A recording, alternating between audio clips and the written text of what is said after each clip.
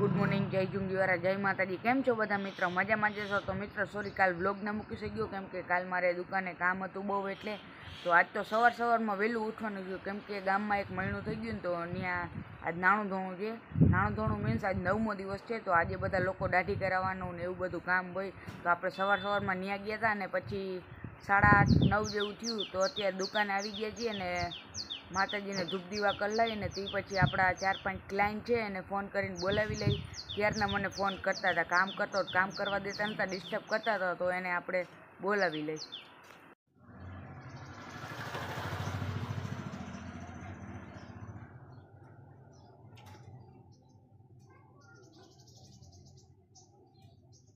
નો એક ટેકો કરી નાખ્યો, પાછો દુકાને આવી ગયો। અને આજે આના એક બાલ કાપી નાખ્યા છે આપણે સવારમાં, એની ચોટી જાજો કવડી મોટી રાખી। મિત્રો સમાજવાડી જમવાનું હોય જમતા આવી।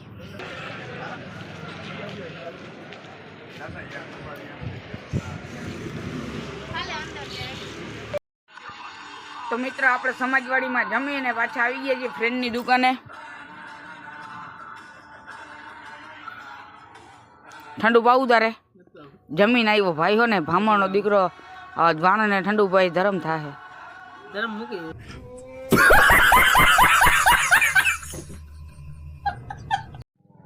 તો મિત્ર આપણે ભાઈબંધની દુકાને છે ને લીંબુવાળી સોડા પી અને નીકળી ગયા ઘર તરફ। અને હવે વરસાદ આવે તો સારું કેમ કે ગરમી બહુ થાય છે ને મુલાતે બધો હુકાઈ છે માણસને। હવે ખેડૂત મિત્રને બધાને પાણી વારવાના ચાલુ થયા, વરસાદ આવે ને તો પવાઈ જાય પાણી ના વારવો। અને આ નદી જોઈ લ્યો હાવ હુકાઈ ગઈ। આ નદી છે ને, આ નદીનું પાણી પહેલાં છે ને અહીંયા મારે ઢક લગી જાય, અહીંયા ઘર લગી, અહીંયા ભર્યું હતું, અહીં લગી પાણી હતું, આ બધેમાં પાણી હતું। અને આ રોડ છે ને તો સાવ બંધ થઈ ગયો હતો, આ રોડમાં બધેમાં પાણી આવી ગયું હતું। તો ચાલો ઘરે જાય આમ।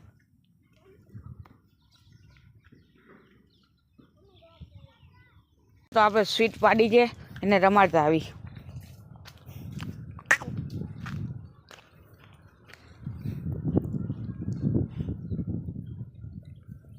આ ઢબુડિયા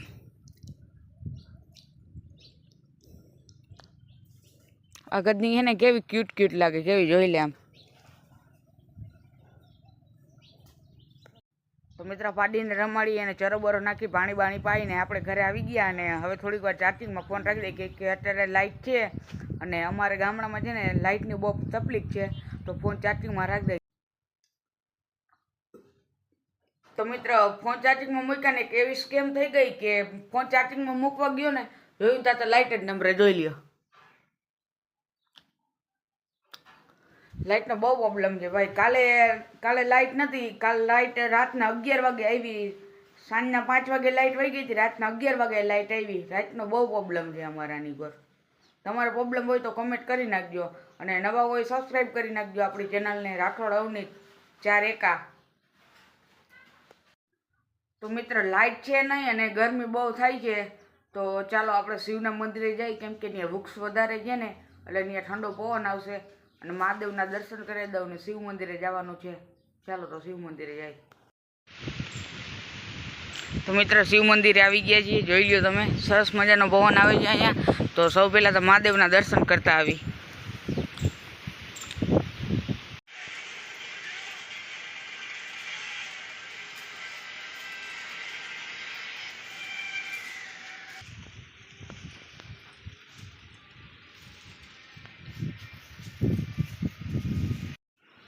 તો મિત્રો અહીંયા સરસ મસ્તીનો પવન આવે છે અને થોડુંક આપણે એડિટિંગનું કામ કરવાનું છે, તો એડિટિંગનું કામ કરી લઈ। અને મિત્રો કહેવાય છે કે શ્રાવણ માસના કૃષ્ણ પક્ષના છઠના દિવસે કૃષ્ણ ભગવાનના મોટા ભાઈ બલરામનો જન્મ થયો હતો અને મહિલાઓ તેઓના પુત્ર માટે લાંબુ આયુષ્ય અને સમૃદ્ધિ માટે આ વ્રતની ઉજવણી કરે છે। અને છઠના દિવસે વિવિધ પ્રકારની વાનગીઓ બનાવવામાં આવે છે। અને પછી બીજા દિવસે એટલે કે શીતળા સાતમના દિવસે શીતળા માતાજીની સવારમાં મહિલાઓ પૂજા કરી અને બીજે દી આ અન્ન ખાવામાં આવે છે, વાનગીઓ બનાવેલી હોય છે તે બીજે દી ખાવામાં આવે છે। તો મિત્ર 3 વાગ્યા છે ને આપણો દુકાનનો ટાઈમ થઈ ગયો છે। આજ શનિવાર તો સાતમ આઠમ આવીને એટલે થોડુંક ઘરાકી હોય, તો ચાલો આપણે જઈએ દુકાને।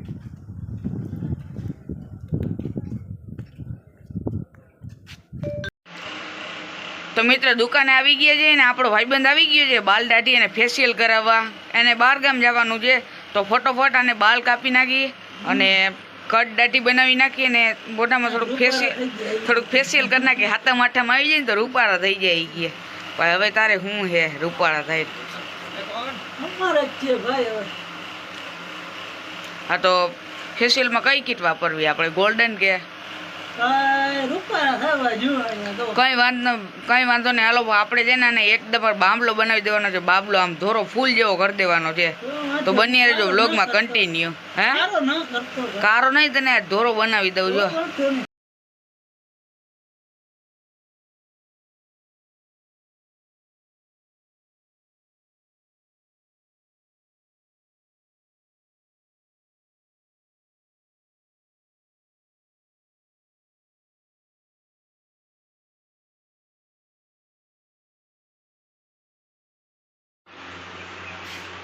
મિત્ર બાલ દાઢી કમ્પ્લીટ કરી નાખ્યા છે.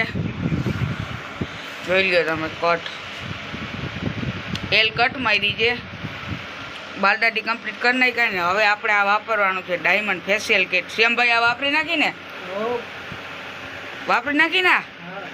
રેડી. હાલો આ વાપરવાનું છે. આખી તમને આનું રિઝલ્ટ દેખાડું. તો જોઈ લ્યો મિત્ર આપણે શ્યામભાઈના ફેસ પર ફેશિયલ કરી નાખ્યું છે. જોઈ લ્યો કંઈ ચમક જોઈ લ્યો. શ્યામભાઈ કેવું લાગે? બરોબર ને? પરફેક્ટ થયું ને? બોલો બરોબર શ્યામભાઈ? પરફેક્ટ થયું ને? ઘટે જ નહીં કાંઈ. તો મિત્ર બાલનું આપણે કામ સારું કર્યું છે એમ કે શ્યામભાઈ.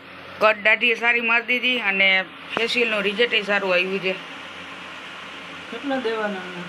વધારે નહીં, 500 રૂપિયા દઈ દે ને ભાઈ. તો મિત્ર આપણે ફ્રેન્ડનું કામ કરી નાખ્યું છે. કન્ટિન્યુ બન્યા રહેજો બ્લોગમાં. તો મિત્ર આપણે કાકાની વાડી આવ્યા હતા ને વાડીની બાજુમાં એક ડેમ છે ખીમાપાટ ડેમ. આ ડેમને લગતી નદી છે અને સામે દેખાય ને ખોડિયાલ માતાજીનું મંદિર છે. જોઈ લ્યો લોકેશન. તો ચાલો હવે સુરાપુરા દાદાને દર્શન કરી અને નીકળી ઘર તરફ. હવે જોઈ લ્યો મિત્ર કાકાની વાડી છે ને હાવ આ ડેમને અડીને જ છે. લોકેશન કેવું મસ્તીનું આવે અહીંયા. અત્યારે સાંજે તો બહુ જ મજા આવે અહીં. લોકેશન જોરદાર છે ને. જોઈ લ્યો.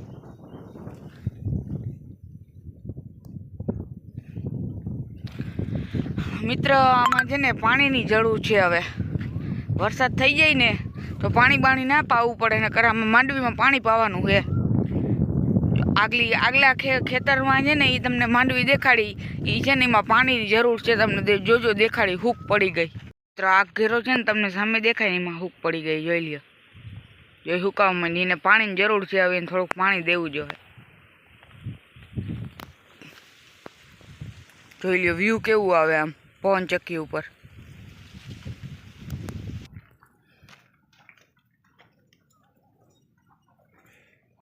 તો મિત્રો આજનો વ્લોગ આપણો અહીં જ પૂરો કરી છે. ફરી પાછા કાલ મળીએ નેક્સ્ટ વ્લોગમાં ન્યૂ વિડીયો સાથે. જય માતાજી, જય જુંગીવાળા. બંને જો વ્લોગમાં કન્ટિન્યુ અને નવા હોય સબસ્ક્રાઈબ કરી નાખજો. ફરી પાછા કાલ મળીએ નેક્સ્ટ વ્લોગમાં.